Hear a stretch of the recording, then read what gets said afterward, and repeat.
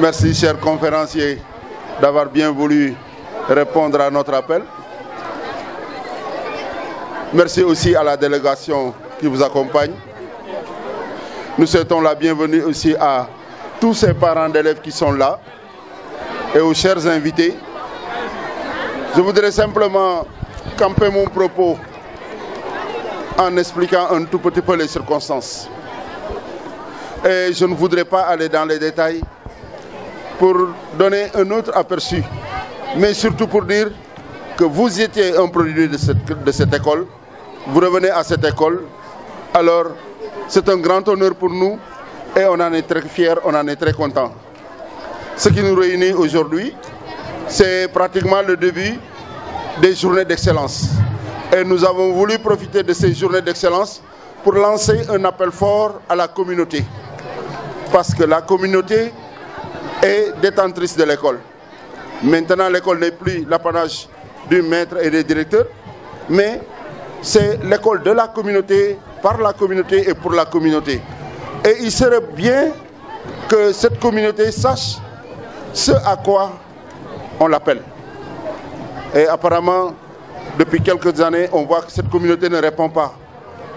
Et il est grand temps que cette communauté se réveille. Et pour ça, il nous faut cette proximité. Expliquer, peut-être dans la langue française, mais aussi surtout dans la langue de coach, qu'est-ce qu'on attend de cette communauté pour que l'école puisse décoller et décoller très sérieusement. L'école Mame Matar Penda Sy, à l'instar des écoles du Sénégal, tend à se hisser au premier rang. Mais pour ça, il faut que la communauté soutienne. Et ce soutien est un tout petit peu en retard ou bien un tout petit peu faible. Et nous voudrions, à travers vos propos, lancer un appel fort aux parents. Leur montrer que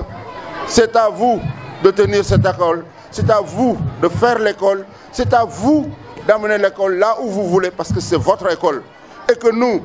que ce soit le directeur, les enseignants, nous sommes seulement des instruments pour mener les élèves là où les parents veulent. Et pour les amener vers très bien, il nous faut ce soutien-là. Nous passons certes beaucoup de temps avec les enfants, mais les enfants aussi passent du temps à la maison. Et c'est à la maison que se formalise le savoir. Ici, on ne fait que commencer. Le plus profond se fait à la maison quand l'enfant est sur la table, quand l'enfant est soutenu, quand l'enfant est surveillé par ses parents pour qu'il apprenne ses leçons. Le maître n'a pas le temps dans sa classe d'enseigner, de faire asseoir et de faire maîtriser ces choses-là. La maîtrise des compétences, c'est à la maison. Ici, on ne fait que donner le commencement. Et c'est à ça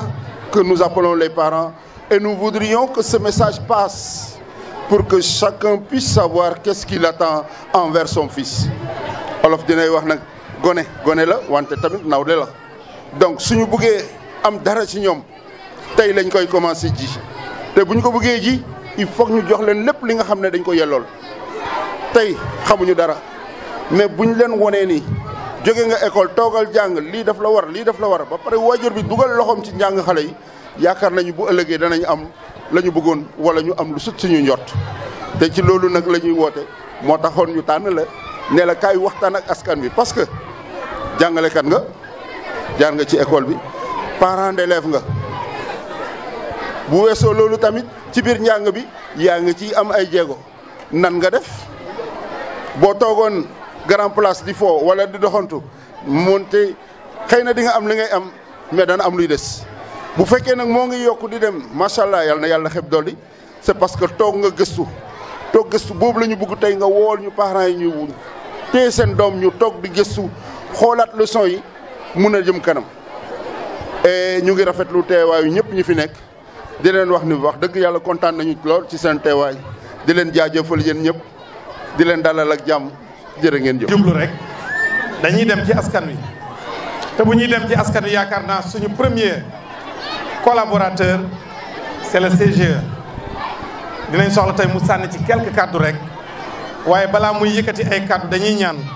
ginnaaw suñu borom baaxee nañu ñu am kilifa goo xam ne teew na fi mu jox ñu ay dogi ñaanal école bi ñaanal xale yi ñaanal askan wi ñaanal ñëpp bu ko defee nag ñu soog a jublu ci li nga xam ne moom mooy waxtaan. Khady Fall jërëjëf Merci beaucoup, monsieur Ndiéguène.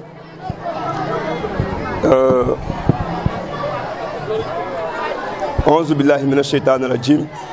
Bismillahir rahmanir rahim. La hawla wala quwwata illa billahi al-aliyyil azim. Assalamu alaikum wa rahmatullahi ta'ala wa barakatuh. Ñoo ngi leen di nuyu ci nuyu l'islam. Muy assalamu alaikum wa rahmatullahi ta'ala wa barakatuh. Ñu ngi wax ne ñun en tant que président CG, en tant que président parent d'élèves yi bi nga xam ne nii yéen parents yi yéen a ñu ma ko joxoon ci wóolute tey ma taxaw fii balaa may wax dara dinaa leen gërëm yéen parents d'élèves yi jërë ngeen jëf merci beaucoup.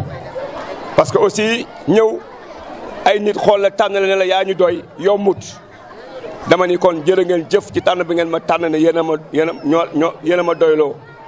man aussi amel naa leen njukkal. waaye ci kaw loolu damay wëlbatiku encore également gërëm équipe pédagogique muy école bi nga xam ne commencé ko ci directeur ba ci enseignant yëpp dama leen di gërëm ci seen liggéey bu rafet ci école bi. di wax xale yi ne leen ngeen góorgóorlu te jàng te xam ne jàng rek moo fi nekk comme ni ko Fallou Ndiéguène waxee kii ñu am tey muy gan nga xam ne mooy Cheikh Ndam Ndiaye ñëw tey war a waxtaan ak yéen jàngalekat la woon jàngale def ba nekk jàngalekat ba nekk li mu nekk tey. dañ koy ñaanal yàlla gën koo yokku gën a yokku xam-xam bi su loolu weesu du ma ci sori li may wax benn wax bi toujours la man dara ñoruma fii ci école bi parce que man acteur éducation la bu dul école bi tamit maa ngi feneen dara ñoruma lu dul éducation Koungheul jëm kanam loolu kese moo ma ñor leneen ñoruma kon képp koo xam ne ni tey yaa ngi ci loolu man dinaa la ci fekk si moo tax waa Matar Penda si enseignants yi bu ñu ma wooyee ne ma dañoo bëggoon nga ñëw jàppaleen ci école damaa ñëw wuy si leen parce que man loolu moo ma ñor doomu Koungheul laa kon Koungheul lépp lu koy jëmale kanam dama ciy taxaw donc loolu mooy kàddu yi nga xam ne bëggoon naa ko seereel mbooloo mi te xam ni école bi bëri na ay jafe-jafe woote nañ fi jamono yee passé réunion parents yi am na ñu ñëw am na ñu ñëwutoon duñ ko bañal kenn nag parce que ngant day am ñi ñëwutoon ñi ñëw ñoo leen fi nekkal lañ fi waxtaanee woon mooy lii ñu def nii lii ñu jëm nii tey muy fête bi tey ak suba donc ñu ngi ñaan yàlla ngeen gën ko jottali parents yëpp ñu teew suba ñëw fekkee li ñu jox seen doom yi neexee li ñu di jox te loolu te aussi dama ciy gërëm équipe bi parce que ñoom ñoo def seen i pexe def seen i lépp te lépp ñun la waroon waaye comme ñoom ñoo ko def dama leen di wax gàcc gaalaama jërë ngeen jëf donc loolu la amoon li may wax maa ngi sant ñëpp di gërëm ñëpp. mu ñëwee fekk la fii dama lay jaajëfal bu baax nuyu l'équipe pédagogique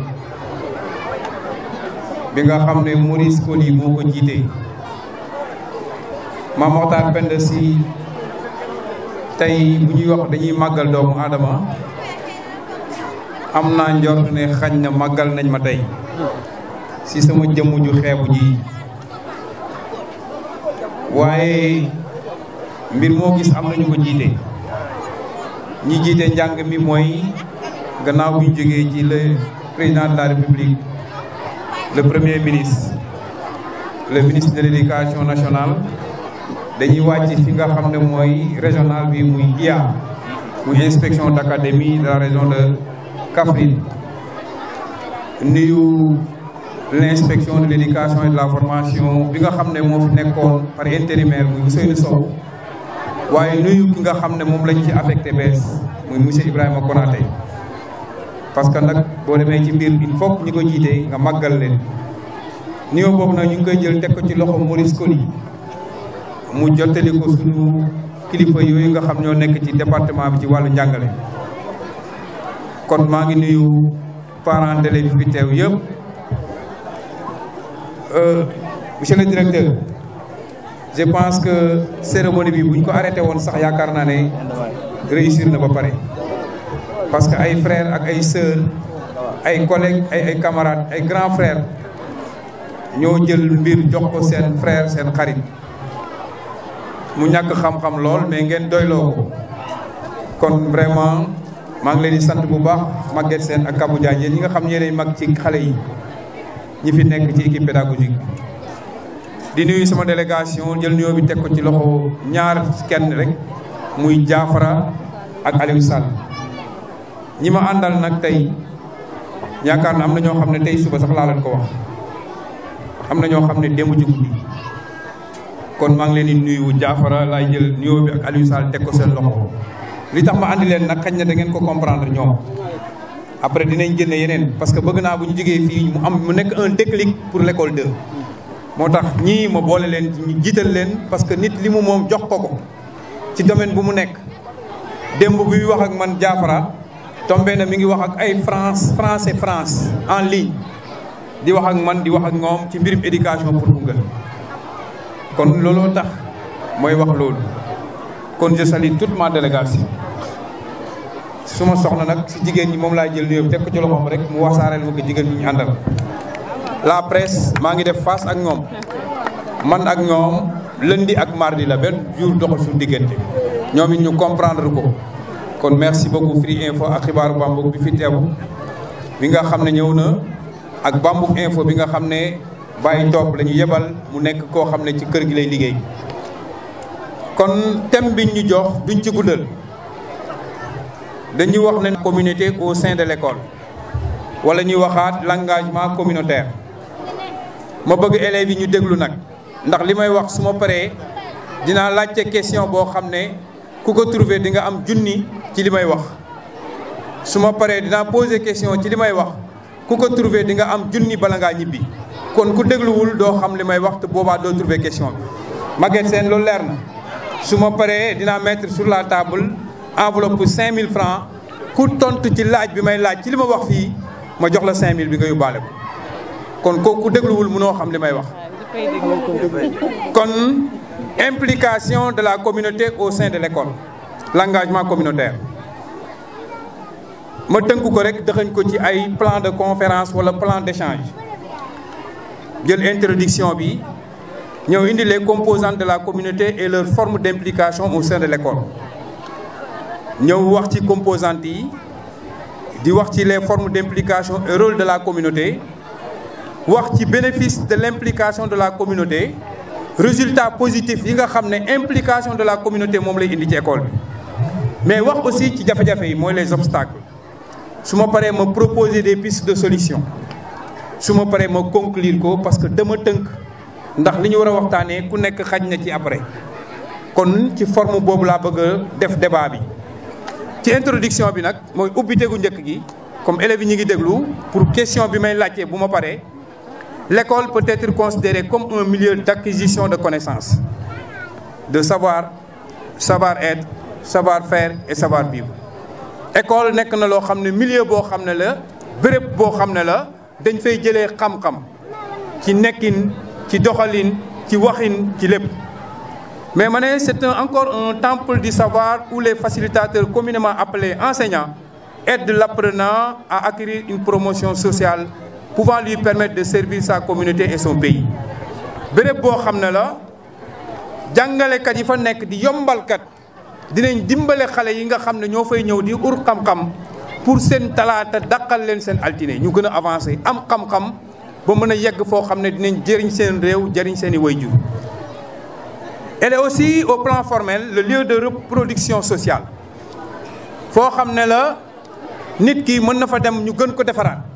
gën ko tàggat gën ko tatagal ba ëllëg mu mën a doon nit koo xam ne day nitee. À cet égard, elle assure la formation des consciences en devenir en inculquant à nos apprenants, entre autres, les valeurs morales, les valeurs civiques susceptibles de garantir la stabilité sociale. École nekk na béréb boo xam ne dañ fay jàngal ndaw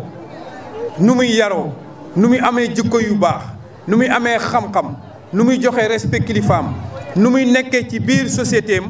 ba ëllëg jàmm am ci li nga xam ne mooy société bi. Cependant, cette institution intellectuelle souffre de plus en plus de difficultés, parmi lesquelles la fréquentation effective de la communauté, d'où l'objet de notre thème intitulé Implication de la communauté au sein de l'école, engagement communautaire. waaye nag école boobu am na jafe-jafe yooyu nag seetlu nañ fi bi ci gën a ràññeeku mooy population bi communauté bi parents yi ak askan wi di dem ci école bi di leen seeti di leen nemmeeku. mooy li nga xam ne tey moo indi thème tey bi muy implication de la communauté au sein de l'école mu waral nag suñu waxtaan tey ñu wax ne la communauté c'est quoi? La communauté elle est une collectivité humaine vivant en harmonie, ayant les mêmes objectifs, les mêmes buts et les mêmes préoccupations. Communauté mooy lan mooy askan woo xam ne taxaw nañ ngir ànd doon benn bokk benn bëgg-bëgg bokk benn xalaat bokk benn li nga xam ne moo leen tax a jóg pour luy jëmale li nga xam ne mooy école kanam wala société kanam. Elle est indispensable et nécessaire à l'existence de l'école. kon communauté boobu dafa am njëriñ ci école yemul rek ci indispensable parce que mbir mën na indispensable te du nécessaire mais dafa indispensable boole le concept de nécessité. Donc la communauté est un élément indispensable et nécessaire à l'existence de l'école. École communauté bu amul école du taxaw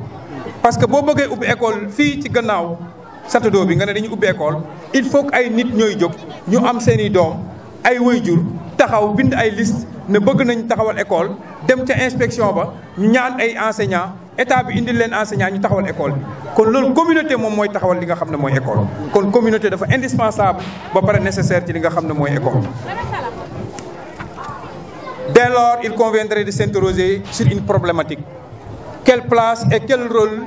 peut jouer la communauté dans le fonctionnement et la réussite de l'école? Ak ban rôle la communauté askan wi war a mën a jouer ci doxalinu école ak li nga xam mooy réussite école. Quel est l'impact de la communauté sur l'école? Ban impact la communauté mooy waajur yi ak ñi seq communauté ban njëriñ la jeexital la ñu am ci li nga xam ne mooy existence école.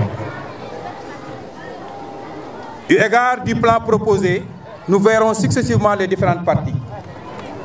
les composantes de la communauté et leurs formes d'implication au sein de l'école. Les composantes de la communauté. Ñan ñooy composantes de la communauté jël leen bu baax note ngeen déglu. Les parents d'élèves, premier composante de la communauté. Communauté bu ñu ko waxee dafa rëy mais am na ñu ci nekk ku nekk nga am taxawaay boo war a am ci école. Premier aspect bi ñu seetlu muy élément bi primordial c'est les parents d'élèves parce que ñoo jël seen doom yóbbu leen ci école pour ñu am xam-xam pour ñu mën a doon ëllëg ay docteurs ay médecins ay ingénieurs pour tabaxal leen ay kër yóbbu leen Makka. Les partenaires techniques et financiers.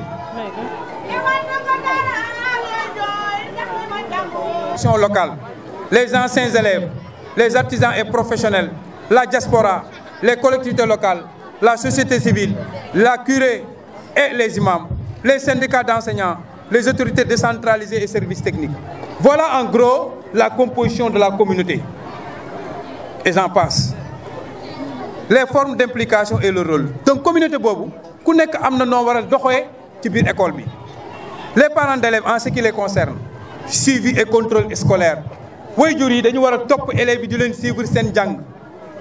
Suñu jàngee ñu dem di leen suivre suñu ñëwee ci kër gi ñu leen di leen suivre di leen nemmeeku waaye xooluñu parent d'élève boo xam ne école dëj ci octobre ba mois de juin ba sa doom tëj su la indilee kay composition sax doo dem école da ngay sànn kay composition bàyyi ko jàngalekat yi nga ne Maguette Sène moo koy jàngal sama càmmiñ la doo toppatoo loolu wala nga ne Fanta moo koy jàngal sama xarit la mooy bàjjanam déedéet école du loolu ki gën a sonn ci njabootam ci école parent boobu seetlu leen ko boo deful ndànk mooy gën a jariñu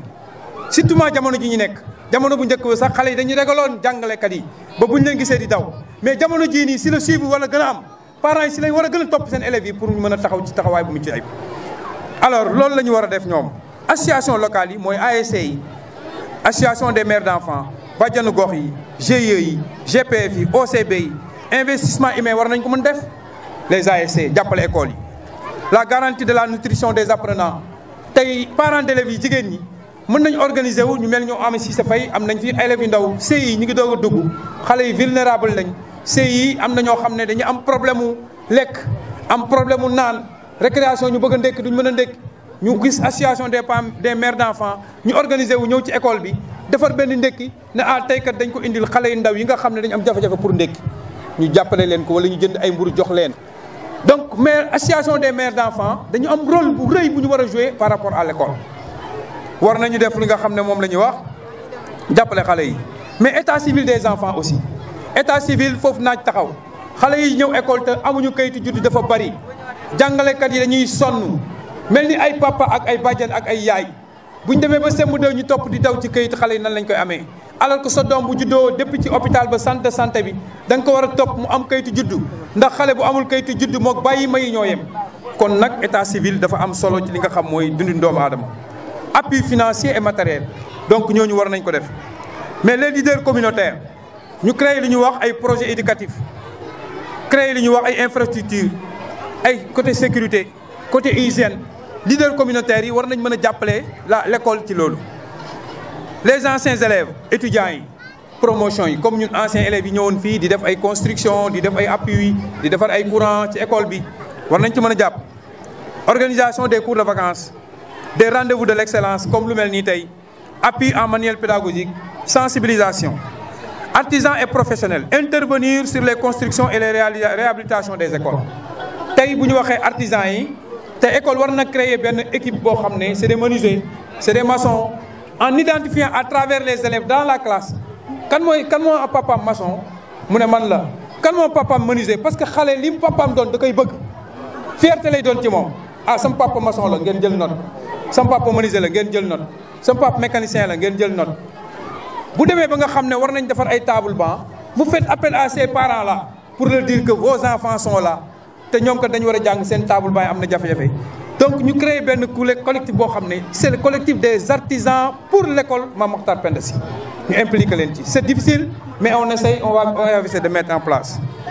alors jugee foofu ñu ñëw le secteur informel mais secteur informel bi mooy lan bi may gën a tenir mooy secteur informel scolaire Diafra. boobu nu ma ko tuddee mooy les vendeuses magasins yi nekk ci buntu école yi c'est le secteur informel scolaire jaaykat yi nekk ci buntu école yi war ci communauté bi lañ bokk donc war nañ leen mën a boole associer leen foofu mu mettre focus sur les vendeurs devant le portail de l'école. D'ailleurs elles passent tout leur temps à l'école allant jusqu'à même se conformer au quantum scolaire tey jaaykat yi dem nañ ba quantum scolaire bi enseignants yi di dund moom la ñuy dund octobre bu école tijjee yàlla tere ku ci feebarul tukki woo amoo jafe-jafe bu kàbbu jaay xëy see 8 heures xëy si nga 8 heures kon ñooñu partenaire privilégié école lañ ñu dugal leen ci partenariat bi boole leen ci ndax ñoom li école yi jàngalekat yi di liggéey ñoom la ñuy liggéey di dimbale xale ñuy lekk di naan ci lekkin bu sell ak naanin bu sell donc ñooñu c'est des partenaires ngeen créer leen collectif ñu dugg ci biir école bi jàppale école bi ci li nga xam mooy jàng xale yi. alors ñu dem ci la diaspora nag mu nekk phénomène boo xam ne dans le sud Vélingara dans le Fouta la gën a feeñ. peut-être fii am nañ exemple le cas de Pape Mor Sarr de Thiong Wolof ñi def la construction des écoles di def réhabilitation des écoles diaspora bi ngeen saisir l'association de la diaspora am na Koungheul ñoo xam ne tukki nañu te ñi ngi nekk diaspora bi ngeen laajte seen i numéro laajte seen i groupe WhatsApp saisir leen pour impliquer leen dans la construction et la réhabilitation de l'école. donc loolu aussi dugal nañ partenaires techniques yi formation des parents mën nañ ko def des élèves mën nañ ko def des enseignants mën nañ ko def comme la vision mondiale comme Bambouk kii comment dirais-je Pencum Bambouk Aliou Sall mi ngi fi c'est des partenaires privilégiés Diafra mu ngi fi c'est des partenaires privilégiés yi nga xam ne ñu ngi ci biir Koungheul ak ñeneen ak ñeneen ak ñeneen. alors bu ñu jógee ci ñooñu la mairie fii nag dañ fiy taxaw parce que la mairie lu ñu bëgg ñu def dañu bëgg a def lu ñuy wax le phénomène APA le phénomène APA nag boo ko déggee mooy avant pendant et après. avant bi mooy balaa école di tijji taxawaayu la mairie c'est le premier partenaire de l'école car l'éducation est une compétence transférée pas seulement les fournitures du fourniture kese joxe nañ ko fa yem nañ fa déedéet le gardiennage non gardiennage bi dañ ko war a respecter fourniture dañ ko war a respecter parce que l'éducation est une compétence transférée mais dafa war a nekk suivi boo xam ne accompagnement boo xam ne mairie da koy def tout au long de l'année scolaire. la mairie war na def partenariat ak école yi ba nga xam ne chaque 15 jours benn agent mairie def descente ci benn école laaj leen seen jafe-jafe ci sur le plan sécurité sur le plan matériel sur le plan ainsi de suite ainsi de suite mairie sax day uti ay partenaires di ko jox école yi pourquoi pas. donc loolu bëgg nañ ko ci dolli les syndicats d'enseignants participation active à la vie de l'école appui conseil climat apaisé donc syndicats yi ñoom it mën nañ nekk ñoo xam ne dañuy jàppale école bi ba ñu am climat bu apaisé pour xale yi mën a jàng ci mu jàng mu jaay. la société civile accompagnement formation médiation comme COSYDEP dañuy gis muy defal formation xale yi di leen jàppale. suñ jógee ci loolu ñu wax bénéfice de l'implication à chaque fois bu amee ay doxalin yoo xam ne nit doxalin na ko day jur dara li muy jur moom lañ tuddee bénéfice wala les points positifs. benn bu njëkk mooy amélioration de la réussite scolaire communauté bi bu ñu jàppee ci école bi parents d'élèves yi jàpp ci ñi ma lim fii ñëpp jàpp ci dinañ seetlu ne réussite scolaire bi xale yiy dem ci kanam di am résultat yu baax dina gën a yokk dina def réduction du taux d'abandon bu di communauté bi jàppee dëkk bi yëpp jàpp ci parents yi jàpp ci partenaires yi jàpp ci xale yiy bàyyi école dina wàññeeku. Création d'un environnement plus sûr et motivant dina créer aussi environnement boo xam ne dafay sûr dafay mucc ayib parce que nag xale bu xamee ne papaam mi ngi dem école. tutorat communautaire xale yi dina tax ñoom it ñu mën seen biir di jokkalante di waxtaan si seen biir parce que seen i waajur ñu ngi ci école bi. day tax mu am une grande motivation des enseignants parce que enseignants yi jàngalekat yi heure bu ñu sentir ne parents yi ñu ngi ñëw seen kaw ñoom dañuy gën a sawar te dañuy gën a mën a bëgg xale yi. attention man nag bi may jàngale xale bi parent bi ñëw di ma setti kooku laa gën a bëgg man kooku ma parent du ma setti te loolu dafa am solo nit ki buy liggéey ngir sa doom da nga war a dem di nemmeeku do sa doom ñuy woo nag loolu fi ñu ci gën a lancé appel mooy góor léegi jigéen ñi ñooy ëpp ci école yi Jaafara peut-être naa ko wax parce que nit ñi dinañ ko déglu ñu xam ne góor ñi dematuñu école ñu ngi bàyyee xale yi jigéen ñi kon ngàcce ngalaama ci loolu vraiment ñuy woo ñëpp ñu gën a dem ci loolu mais dina am lu ñuy wax un climat scolaire plus apaisé et inclusif njàng mi dina gën a dal dina tax ñëpp bokk ci ku nekk dugal sa loxo waaye nag am nañ ay jafe-jafe mooy obstacles yi. Toutefois, cette implication bute sur des obstacles comme la méfiance entre école et communauté. obstacles yi mooy loolu bu méfiance amee rek kenn wóoluwul sa morom kenn doylawul sa morom rek diggante école bi ak communauté bi rek loolu day indi gàllankoor ci njàngum xale yi. manque d'information bu kenn yëgul rek jafe-jafe day am manque d'intérêt bu kenn amul intérêt ci li ñuy def rek jafe-jafe day am charge de travail dafay indi tamit loolu. mais aussi contrainte économique jafe-jafe yi nga xam ne moo tënk doomu aadama yi donc loolu yëpp mooy ay jafe-jafe yoo xam ne seetlu nañ ko dafay indi école problème mais nag ñu proposer ay pistes de solution bi ñu ciy njëkk a wax mooy formation des parents et partenaires à la collaboration scolaire ñu former parents yi identifier leen former leen ak partenaires yi ba nga xam ne dina indi jaxasoo boo xam ne day mucc ayib communication régulière et transparente entre l'école et la communauté maanaam waxtaan boo xam ne dafay sax takk guddi ak bëccëg école bi di waxtaan ak parents d'élèves yi di def ay réunion de sensibilisation di waxtaan di def ay débat nga xam ne du nekk loo xam dañuy toog juróom-benn weer ñuy waxtaan donc loolu aussi am na loo xam proposition la. participation de la communauté à des clubs scolaires communauté bi participer ci club scolaire yi nga xam ne vraiment dañ koy taxawal parents yi di dem di uy ji jàngalekat yi di leen jàppale ci li ñuy def ndax li ñuy defal seen doom lañ koy defal. créer intervention systématique des collectivités locales la mairie ak le conseil départemental donc collectivités locales yi dañu war a intervenir ci école yi di leen jàppale parce que ñoom communauté bi ñoo leen fal te communauté bi ñu leen falee ngir seen njaboot moo tax d'accord communauté yi collectivités locales yëpp ñu ngi góorgóorlu wax dëgg yàlla di def lu mucc ayib ci école yi mais fas lu mu daw daw ñu làbbali ko organisation des journées de porte ouverte ou journée de l'excellence comme école ni ñu ko defee Mame Makhtar Penda Sy utilisation des TIC pour renforcer les liens groupe WhatsApp yi parents d'élèves yi ngeen utiliser ko def ci enseignants yi def ci parents d'élèves yi élus locaux yi ñu créé benn groupe WhatsApp boo xam ne dañ ciy waxtaan pour nan la ñuy def ba communauté bi gën a dem ci école bi gën a jàppale. nga xool Mamour Diop prof anglais nga xool Thierno Diaw xool Demba Sall xool Aliou Sall xool Ibou Ndiaye miy toog nga xam maa ko doon jàngal fii ci classe bële kon nga xam ne école dafay créer la promotion sociale donc mu nekk loo xam ne kon war nañ ci dund donc école dund la dafa nekk loo xam ne tey dañuy jël exemple rek portable yi ngeen yor tey su ma nangu woon portable ñi fi nekk ñëpp ñaari fan ma denc ko ñëpp dof Ami Cissé Faye boo njëkk a dof c'est vrai suñ nangu woon téléphone yëpp yéen ñi fi toog 5 minutes kuñ ci nangu sa téléphone rek nga am problème ku ci amul connexion 2 jours am problème ku ci amul crédit 2 jours o sa càmmeñ dimbale ma am crédit aw ma crédit mais ndegam téléphone moo mën a def loolu sakkantuma l'éducation te l'éducation moo indi le téléphone parce que ki defar téléphone école moo ko formé ba mën a defar téléphone kon li nga war a njëkk a fonk avant téléphone mooy l'éducation des enfants kon dañuy war a fonk jàngam xale yi jàppale xale yi parce que xale yi ñoo doon avenir Sénégal ci loolu nag la ñuy tënkee rek ne école bi Macoumba Diagne Maguette Sène ak jigéen ñi wax dëgg yàlla tënk nañ ko ci li nga xam ne moom lañ ko xalaatee en tout cas l'éducation est un tout un éducateur un enseignant est un agent de développement est un agent de santé est un ingénieur éducateur lépp la parce que booy jàngale nekk fond des villages soo ñëwee bu amee ordonnance yow lañ koy andi su fa hôpital amul yow la ñuy wax malade bi daa feebar garab ban lay naan su fa développement amul yow la ñuy laaj nan la ñuy def ba am robinet kon éducateur c'est un tout donc macha allah bi nga xamee ne les éducateurs sont des hommes engagés ci li nga xam mooy métier bi nga xam mooy métier bu noble bi donc ci tënk loolu la ñu indi woon Diafra partagé ko ak la communauté waxtaante ak ñoom ci poñ yooyu nga xam ne dafa amal solo njëriñ mi mooy le dialecte école communauté l'impact de la communauté sur l'école mu nekk loo xam ne vraiment day jariñ askan wi jariñ population bi jariñ parents d'élèves yi jariñ xale yi nga xam ne ëllëg ñooy nekk ay docteur nekk ay professeur nekk ay avocat nekk ay magistrat nekk ay président de la république kon loolu la ñu tënkoon rek Mame Cheikh Fall président du CGE indil ko askan wi waxtaan ci ak ñoom di wax ne nag thème bi yaatu na lool mais dama tënk rek. ñi am ci mbégte bu baax a baax a baax puisque école bi ñun fii la ñu jàngee fii lañ defee CI ba CM2 bi ñu génnee fii di jàngi Kaolack nag booba Koungheul amagul CM kon xaw na yàgg tuuti Cheikh Ndam nag ci lu mu wax am na lu ñu ci marqué bu baax a baax a baax a baax a baax a baax a baax mooy amical boobu mu tudd muy anciens élèves yi nga xam ne ñoo fi fekk baax ñu gën a intensifier ndimbal yi nga xam ne ñu ngi koy indi ci école bi kon donc désormais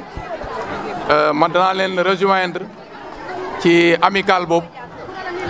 lépp loo xam ni xam nañ ko wala ñu gis ko mu mën a jëmale kanam école bi danañ ci taxaw incha allahu rabbi yàlla dafa def nag ñun fi ñuy liggéeyee suñu compétence mooy CMI ak lycée ak centre de formation professionnelle mais du tere li nga xam ne ñun xam nañ ko ñu baaxee ko école bi nga xam ne mooy école 2 waaw léegi nag ñun ni ñuy liggéeyee mooy ci expression des besoins la ñu mën a liggéeyee ak entité bu mu mënta doon bu fekkee école bi dañuy am ay besoins spécifiques ci fànn bu ne muy ay infrastructure muy ay matériel muy matériel bureautique matériel informatique ak jumtukaay bu mu mënta doon nañ ñu adressé expression des besoins boobu ñun ña xam lan la ñu seet luñ ci mën a dox ànd ñi ak ñi ci war a ànd donc balaa may gën a guddal parce que guddi na di leen gërëm di leen sant. yëpp jiital ci nuyoo bi ki nga xamee ne moom mooy directeur d'école bi di sunu frère Maurice Coly waaye itam di nuyu ki nga xamee ne moom mooy président wu CGE bi di Mame Cheikh Fall di un frère di un acteur de l'éducation ñu ngi koy nuyu moom it waaye di nuyu tamit conférencier bi nga xamee ne tey moom moo ñu cëralee defal ñu invitation pour ñu ñëw fekkee ci bés bu am solo bi muy sunu rakk di sunu frère Cheikh Ndam Ndiaye donc ñu ngi koy féliciter di ko gërëm bu baax wax dëgg yàlla wax na fi xam-xam ndax li mu wax yëpp man dama ko jot a tënk ndax ku ne xam na ne depuis 1998 ba sunu jonn yàlla tey bi maa ngi nekk ci association parents d'élèves ca école 3 ba ci CM bi te thème bi nga xamee ne jël na ko muy implication communautaire dama ne man du ma wax implication sax parce que li nga moom kenn warul la ci impliqué ndax wax na ko ci biir discours am école kan moo koy samp yaakaar ne askan wi moom mooy samp école bi comme askan moom mooy samp école ndax yow yaay ñëw ci benn koñ wala ci benn tund nga samp fa sa kër am fa njaboot keneen ñëw ñooñ ñooy dajaloo ba ñu mat loo xam ne mën na nekk école ñu dem ci kilifa yi ngànk loolu école doog a juddu kon kan moo créé école ku dul parents d'élèves kon parents d'élèves yi wax ji yéen a ko moom heureusement que jigéen ñi teew nañ fii waaye itam kilifa yi teew nañ fii ay parents d'élèves ndax li nga moom wax dëgg yàlla keneen ku ci ñëw rek daf la ciy jàppale. enseignant bi ñëw ci école bi nañu jàpp ne ci sunu njaboot lañ bokk te it ñoom ñooy jox sunu njaboot xam-xam te dañ ne xam-xam da nga koy sàkku bi nga nekkee ci berceau bi ba ni ngay demee ci jaag bi kon njàng du fi jeex kon su ko defee bu ñu jëlee thème bu mel noonu jox ko koo xam ne doomu dëkk bi la te ci école bi la jàngee ba ku ne xam na ne tey fa muy dem fa la ñuy tàggatee ñi ëpp xam-xam ci wàllu développement kon loolu fierté la loolu nag misaal la boo xam ne képp ku nekk ci ñun te teew ci ndaje mi tey war nga yóbbaale loolu xam ne xam-xam rek moo jara mooy caabi am-am mooy caabi mën-mën xam-xam mooy caabi am-am mooy caabi mën-mën te kan mooy joxe xam-xam ku dul école ci école la ñuy jëlee xam-xam sànq maa ngi déglu acteur culturel bi muy wax dama ne sax bu ñuy jàng dañuy jàng xam-xam teg ko ci sunuy valeur sànq yaa ngi dégg animation bi muy daw dama ne damay ñaan sax école acteur culturel yi sax dañuy war a bokk ci biir école parce que message yi ñuy véhiculer dafa nekk message yoo xam ne xale yi dañ koy déglu te dañ ciy bàyyi xel muy woykat yi ndax boo xoolee lépp rek yàlla ci xam-xam la ko teg asamaan fii ngeen gis nii mu tiim ñu xam-xama ko téye suuf si ngeen gis nii ñu nekk ci kawam xam-xama ko téye xam-xam boobu nag mënoo ko jëlee fenn ci lu dul ci ki nekk ci école di jàngale kon jàngalekat diggante école ak jàngalekat dafa war a ratax waaye inscrire sa doom man de awma sens jàngee ci école bii waaye tey jii de boo demee ci salle de classe boo ci dem ci école yi da nga fa fekk ku bokk ci sama njaboot wala ci samay doom te directeur bi xam na ne tout le temps damay ñëw fii ci école bi di nemmeeku si école bi xale yi naka la ñuy kii loolu nag moom mooy cëru parent d'élève loolu mooy cëru parent d'élève te loolu la ñu wax ci biir conférence bi kon waratuñu nangu sunu doom yi nekk ci école bi te nañ fa nekkee ci école bi ñun xamuñu lu xew déedéet kii jàngal sa doom war nga xam kan la lan la koy jàngal war nga xam lan la jafe-jafe yi mu am ci école war nga xam lan la loolu nag pour mu mën a am il faut que yow ngay dem ci école bi il faut que yow nga dugal sa loxo ci école bi du caageen ne rek damay inscrire sama doom rek dama koy dugal rek bàyyi déedéet kon Cheikh Ndam wax ji li nga wax am na solo wax ji ay ñaaxaate la te yaakaar na ñi nga ñàkk a ñaax moom mooy collectivité territoriale bi mooy mairie bi ak conseil départemental yaakaar naa ne ñoom la ñu dénk éducation état bi dafa am lu mu leen ci dénk état mën ta def lépp waaye askan bi mën na lépp parce que ci biir askan bi comme ni mu ko waxee maçon yaa ngi ci biir carreleur yaa ngi ci biir menuisier yaa ngi ci biir mécanicien yaa ngi ci biir te loolu moom moo seq ci école bi ndax boo xoolee toiture bii tey nga xam ne depuis année 1963 lañ ko fi tabax xam ngeen ne loolu yàgg na kon message bi nga lancé yemul rek ci parents d'élèves yi kese waaye dafay dem ci ñi nga xam ne mas nañ fee jàngee te la ndax boo xoolee ci bi ñuy am indépendance ñi fi daan jàngale ñu ci bëri feneen lañ daan jógee waaye tey jii am nañu fierté ne li ëpp ci ñi fiy jàngale sunuy doom lañ sunuy njaboot lañ sunuy frère lañ sunuy rakk lañ sunuy mag lañ kon loolu kay boo ko amee da ngay sant yàlla kon du ma jeexal mukk te jëluma engagement comme ñëpp engagement bi comme ni mu ko jëlee mooy jafe-jafe yi fi nekk dañuy bokk ak waa école bi